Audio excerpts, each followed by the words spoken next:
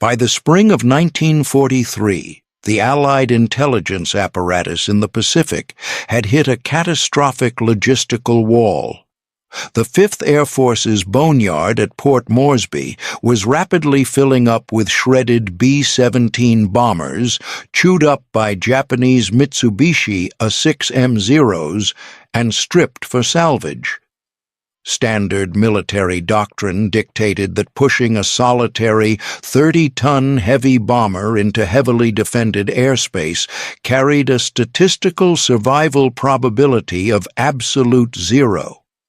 Yet, to crack the Japanese fortress of Bougainville, command needed high-resolution topographical maps. The rigid parameters required a single aircraft to fly straight and level for 20 continuous minutes in broad daylight. It was a bureaucratic death sentence. To bypass this mathematical suicide, a rogue crew threw out standard operating procedures. They scavenged a condemned heavy-tailed B-17E, serial number 41-2666, and weaponized its extreme sluggishness. By tearing out the standard armament and bolting a fixed .50 caliber machine gun directly to the pilot's control yoke, they converted a strategic bomber into the heaviest, slowest fighter plane in the Pacific theater. The resulting 40-minute bloodbath against an intercepting swarm of 17 Zeros proved that when bureaucratic math fails, raw ballistic dominance and mechanical stubbornness are the only metrics that keep a crew alive. Before we look at the rogue field modifications, drop a comment below. What was the standard defensive machine gun loadout for an early war B-17? Let's see who knows their baseline hardware. Like and subscribe. By early 1943, the Allied push north toward the Philippines was bottlenecked by a massive geographical and military obstacle, the island of Bougainville. This jagged volcanic rock was the linchpin of Japanese air defense in the Solomons, ringed with airfields and garrisoned by hundreds of Zero fighters. Command planners faced a grim logistical reality: an amphibious marine invasion without exact coordinates for reefs, shore batteries, and hidden anti-aircraft emplacements would result in an absolute massacre on the beaches. They desperately needed a map, but extracting that intelligence exposed a fatal flaw in Allied aviation doctrine. The operational parameters for the mapping run were brutally inflexible. The heavy belly-mounted camera optics required a stable platform to fly straight, level, and unescorted for exactly 20 minutes. It had to be done in broad daylight to satisfy the exposure requirements of the lenses. Sending a standard bomber formation was out of the question. It would be too slow to maneuver and would attract the attention of the entire Japanese fighter grid. Deploying a single fighter plane lacked both the operational range and the payload capacity for the heavy reconnaissance equipment. It had to be a lone B-17. The High Command circulated the mission profile through the squadrons, but the men on the flight line simply ran the math. A standard B-17 flying fortress relied on overlapping fire from tight combat boxes for defense. Stripped of that formation, a single bomber possessed glaring forward blind spots. Japanese pilots were thoroughly trained to exploit these specific vulnerabilities. Their doctrine dictated textbook 12 o'clock high attacks, diving straight at the cockpit glass to rake the pilots with dual 20mm cannons before peeling away from the sluggish defensive turrets. The standard nose armament of the B-17 was a single light .30 caliber machine gun, a defensive weapon designed merely to scare planes away, entirely incapable of shattering an engine block or stopping a fighter closing at 400 miles per hour. Bringing a .30 caliber to stop a Zero's cannon pass was the ballistic equivalent of bringing a pistol to a rifle fight. The equation was indisputable: one unescorted bomber versus an island of 100 Zeros equals 0 survivors. Every experienced pilot on the roster reviewed the operation and turned it down. They weren't rejecting a combat mission, they were rejecting a mathematically guaranteed execution. The intelligence apparatus had effectively stalled, paralyzed by a systemic requirement that their existing machines were completely unequipped to survive. At the far end of the tarmac in Port Moresby sat the boneyard, an elephant graveyard for the 5th Air Force. It was an accumulation of fractured B-17 bombers scavenged by mechanics to maintain the operational fleet. Anchoring this scrap heap was a specific B-17 airframe, serial number 412666. The machine was not just battle-damaged, it was structurally compromised from its initial deployment. It had arrived in the Pacific Theater burdened with a heavy tail section that drastically altered its aerodynamic baseline, causing it to handle like a dump truck. The control responses were notoriously sluggish, and pilots reported that the aircraft wallowed in the air, refusing to climb efficiently. Deemed a hangar queen by ground crews and stripped of usable components, the 30-ton bomber was condemned as scrap metal by engineering experts. Captain Jay Zeamer was an equivalent systemic anomaly. At 34 years old, he was a statistical outlier, significantly older than the standard demographic operating heavy iron in the theater. More critically, his operational record was defined by intense friction with military doctrine. He routinely rejected formation flying and ignored standard operational orders. Compounding this insubordination was a chronic condition that prevented sustained sleep, leading him to wander the flight lines at night inspecting engines and maps. The High Command classified him as an eager beaver, a military designation for a loose cannon whose uncalculated risks left him isolated without an assigned crew or aircraft. Operating entirely outside standard maintenance and supply channels, Zeamer focused his attention on the neglected airframe of 412666. Where the bureaucracy saw a mechanical failure, Zeamer identified a heavy, highly stable platform. He initiated a rogue triage operation, manually cleaning fouled spark plugs, tuning the neglected engines to eliminate coughing, and patching structural voids with scrap aluminum scavenged from adjacent wrecks. But to operate a multi-engine strategic bomber, Zeamer required a crew. Standard personnel logically refused to board a cursed, mathematically condemned airframe flown by an erratic pilot. To bypass this personnel blockade, Zeamer bypassed standard operational rosters and actively recruited from the military's disciplinary overflow. He sourced men from the brig and those actively facing courts-martial or expulsion. This aggressive recruitment yielded personnel like bombardier Joseph Sarnoski, recognized as an exceptionally lethal shot, but possessing a deep hostility toward military discipline and a reputation for insubordination. By filtering through the operational cast-offs of the 5th Air Force, Zeamer assembled a rogue element of navigators and gunners defined by their attitude problems. They were not a cohesive, disciplined military unit, They were an unauthorized salvage crew preparing to weaponize a broken machine.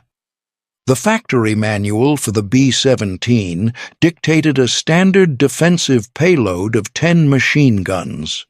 Against a coordinated interception by Zero fighters, this doctrinal baseline was mathematically insufficient for a solo, unescorted mapping run.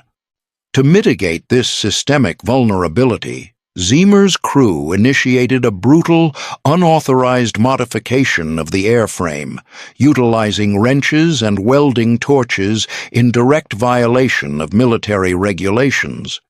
They systematically scavenged wrecked fuselages across the Port Moresby boneyard to source heavy .50 caliber machine guns, weapons engineered with enough kinetic force to penetrate an engine block from half a mile away. The crew bypassed all standard engineering protocols to weaponize the airframe's extreme mass. In the waist of the bomber, they stripped out the standard single mounts and installed twin .50 calibers to maximize lateral fire density. To address the vulnerable ventral approach that Japanese interceptors routinely exploited, they utilized cutting torches to sever the aluminum floor decking, installing downward-facing heavy machine guns to permanently eliminate the aircraft's belly blind spot. The final armory count reached a staggering 19 machine guns, nearly doubling the standard factory loadout and radically altering the machine's intended combat profile. However, this ballistic upgrade introduced severe mechanical friction before the aircraft ever initiated its takeoff roll. The sheer accumulation of extra steel, reinforced custom mounts, heavy mapping cameras, maximum fuel reserves, and thousands of rounds of linked ammunition pushed the 30-ton bomber to its absolute structural limits. The overloaded airframe sat dangerously low on its landing gear, physically groaning under the unauthorized tonnage. Standard aviation engineering dictated that this massive, undocumented redistribution of weight would fatally disrupt the aircraft's center of gravity and render it uncontrollable in combat. The most extreme act of mechanical heresy was isolated in the nose compartment. A standard bomber nose was manufactured as a glass observation bubble for navigation, not a primary weapons platform. Zeamer subverted this doctrinal limitation by sourcing a fixed gun mount typically reserved for ground attack aircraft. He bolted a heavy .50 caliber machine gun directly to the cockpit floor, orienting the barrel straight forward through the nose glass. By wiring a custom trigger mechanism directly to his primary flight control yoke, Zeamer effectively converted a four-engine strategic bomber into the heaviest, slowest fighter plane in the Pacific theater. It was a severe systemic anomaly that demanded the pilot aim a 30-ton aircraft like a fixed-wing rifle, trading all aerodynamic stability for an overwhelming forward-facing ballistic trap. The transit to Bougainville was a sustained argument against aerodynamics, dragging the heavily modified bomber to an operational altitude of 25,000 feet, forced the four Wright Cyclone engines into a state of high RPM distress, their deep throbbing vibration transferring directly through the compromised airframe. At this elevation, the tropical climate of the Solomons was abruptly replaced by a sub-zero environment.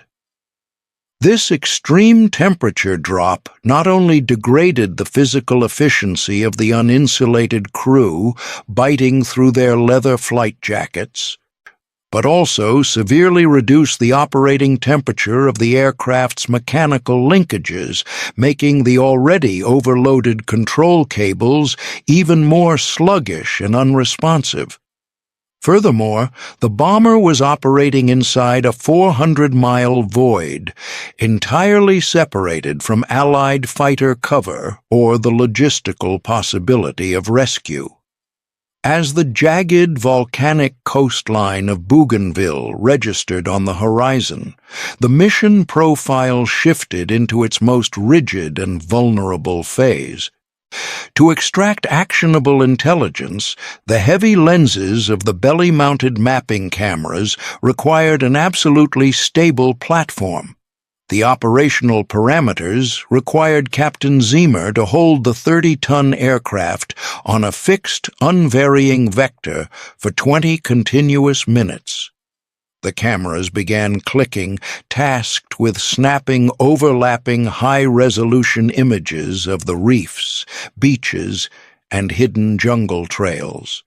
Any evasive maneuvers, sudden altitude shifts, nor throttle adjustments to dodge anti-aircraft fire would instantly blur the exposures, rendering the entire intelligence-gathering run worthless. The immense aerodynamic drag created by the newly cut belly gun ports, custom mounts, and the 19 protruding machine gun barrels forced the engines to operate at an accelerated burn rate just to maintain a level cruising speed. It was an inflexible ballistic tightrope, demanding the bomber act as a static target directly inside a hostile sector. This sustained, predictable flight path immediately triggered the Japanese early warning grid. Ground-based radar operators effortlessly tracked the solitary, unescorted contact, plotting a steady course directly over the island's primary military installations. The systemic response was immediate and overwhelming. Rather than dispatching a standard combat patrol, the Japanese command scrambled a massive intercept force from the coastal airfields. 17 Mitsubishi. A 6M-0 fighters launched into the ascent. The Zero was an apex interceptor engineered almost entirely for offensive agility. Stripped of heavy armor and self-sealing fuel tanks, it utilized lightweight aluminum to climb like a rocket. As the interceptors swarmed upward from the jungle canopy, their engines screaming under the stress of a max-power ascent, the mathematical reality of the airspace materialized. A single, overburdened airframe, a mechanically locked into a straight-line trajectory, was now actively targeted by a highly maneuverable swarm. The Japanese interceptor squadron initiated their assault strictly according to established tactical doctrine. Recognizing the inherent forward vulnerability of an unescorted B-17, the lead flight of Mitsubishi Zeros swung around to the front to execute a textbook 12 o'clock high attack. They climbed above the bomber, leveled their wings, and initiated a steep dive directly at the cockpit glass. The closing speed between the two aircraft rapidly accelerated to a combined 400 miles per hour. The Japanese operational protocol relied on a fatal mathematical assumption. The American bomber was equipped only with a standard flexible point .30 caliber defensive nose gun. This light weapon was a deterrent meant to scare planes away.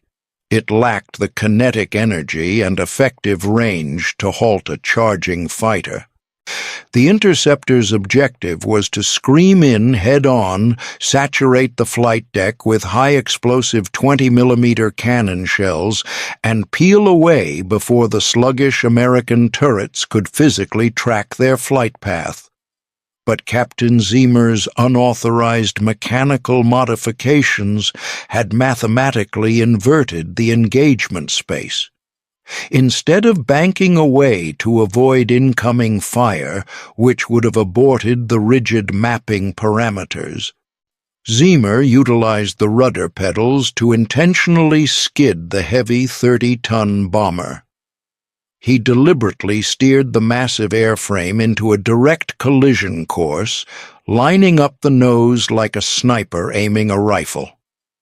When the lead Zero filled the cockpit windshield and closed into lethal range, Zeamer triggered the fixed-mount point .50 caliber machine gun bolted directly to the floor plates.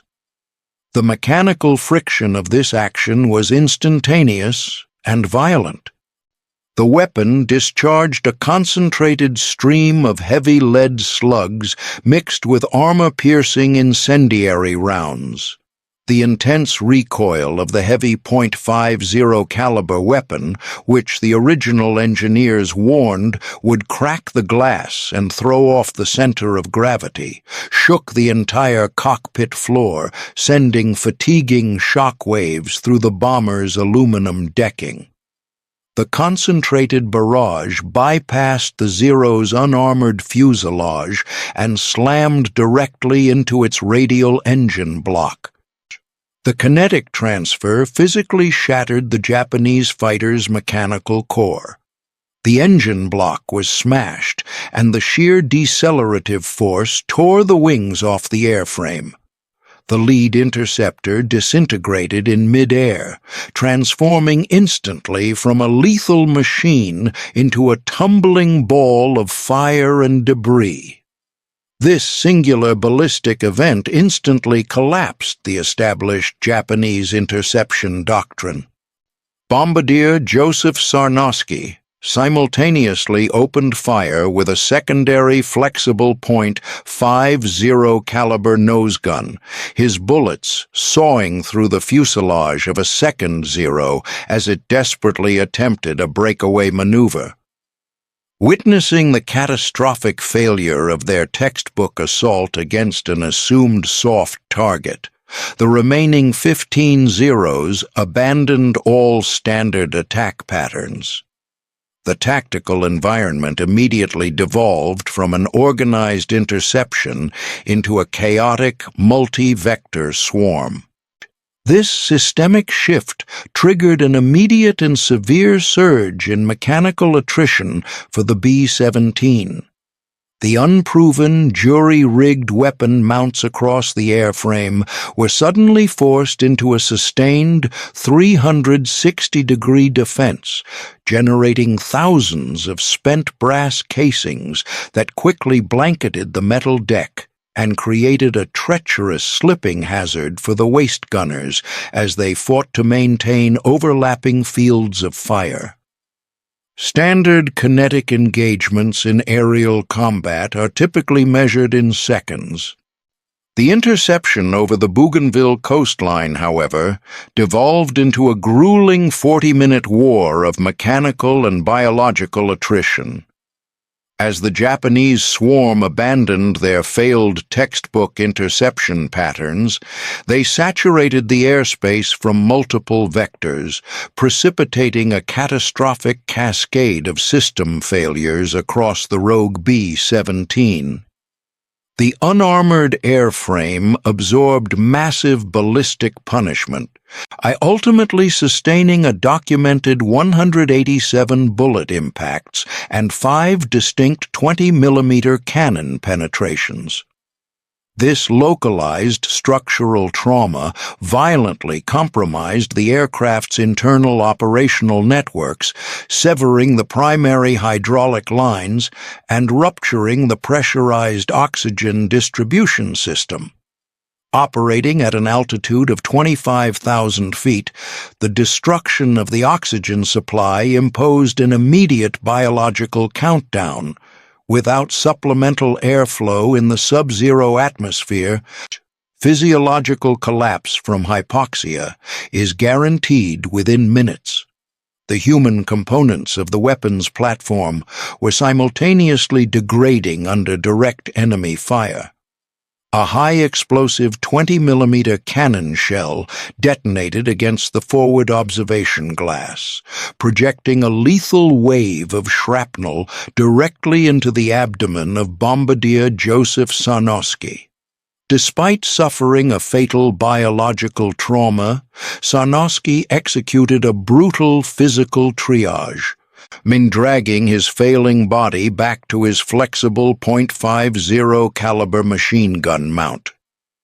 When a secondary Japanese interceptor carelessly crossed his forward-firing arc, Sarnoski maintained sustained trigger depression, walking his tracer rounds directly into the fighter's unarmored fuel tank until the enemy aircraft detonated in a flash of orange fire.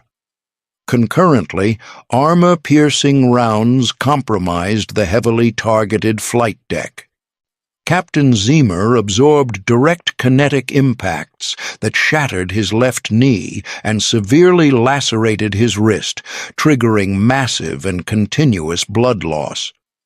Stripped of all hydraulic assist, the mechanical friction of operating the heavy bomber multiplied exponentially. Zeamer was forced to manually wrestle the uncooperative 30-ton machine through a shallow, high-speed descent, utilizing only unassisted mechanical control linkages. Relying on a single functional arm, he wedged his shattered dead leg against the rudder pedals, leveraging his own stationary body weight to keep the failing aircraft trim.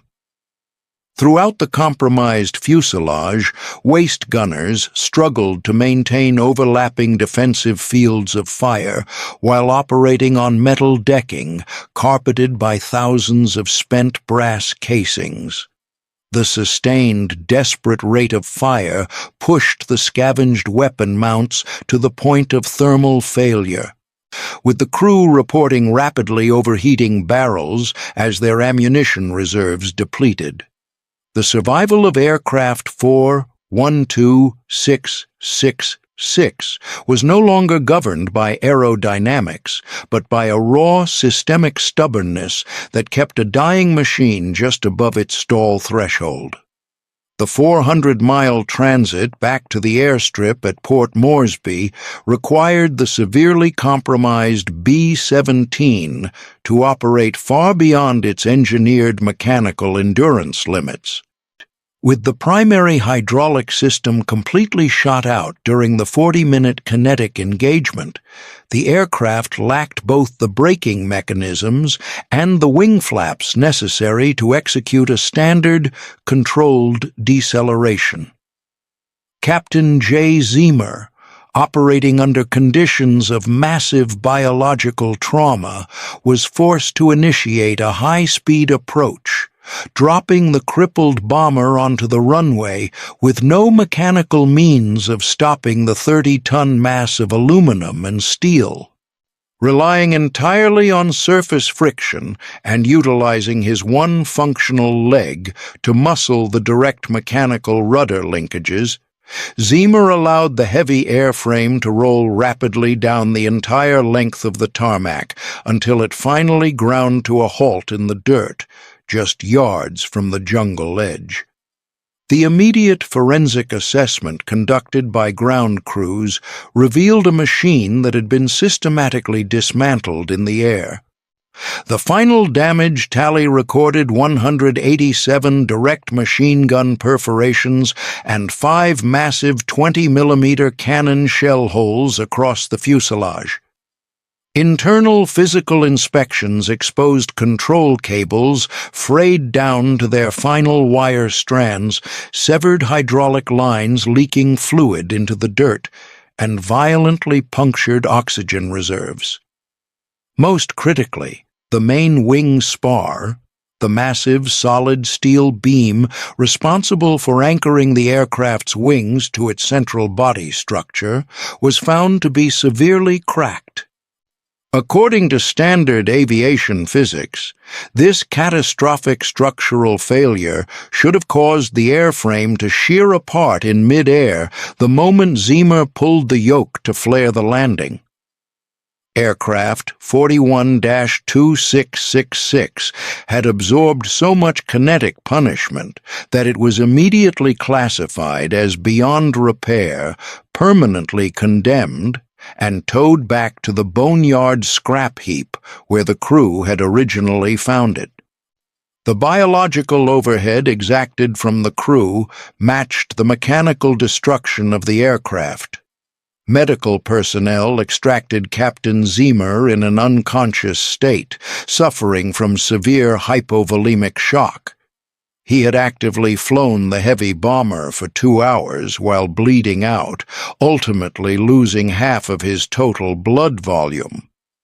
Bombardier Joseph Sarnoski, who had absorbed the explosive impact of a 20-millimeter cannon shell to his stomach, was pulled from the shattered glass of the nose compartment. He had forcefully maintained his defensive firing position just long enough to ensure the survival of the aircraft, succumbing to his massive internal injuries shortly after being placed on the tarmac. In exchange for this severe attrition, the bomber's rogue weapon configurations had exacted a heavy toll on the intercepting Japanese squadron, successfully registering a final operational tally of 5 confirmed Zero fighters destroyed. Despite the total loss of the airframe and the fatal casualties sustained by the crew, the intelligence extraction was an absolute systemic success. Technicians in the photo lab developed the camera canisters to find that, despite the aggressive, evasive skidding and the violent vibrations of 19 heavy machine guns firing simultaneously, the images were flawlessly exposed. The high-resolution photographs documented the exact depth of the coastal reefs, the hidden anti-aircraft gun emplacements, and the precise layout of the Japanese airfields. This raw data became the definitive operational blueprint for the United States military, saving countless Marine lives during the subsequent amphibious invasion of Bougainville. Aircraft 666 traded its life for the map that cracked the Pacific. If you respect the gritty, systemic history they leave out of the textbooks, hit subscribe to ensure you don't miss our next forensic deep dive.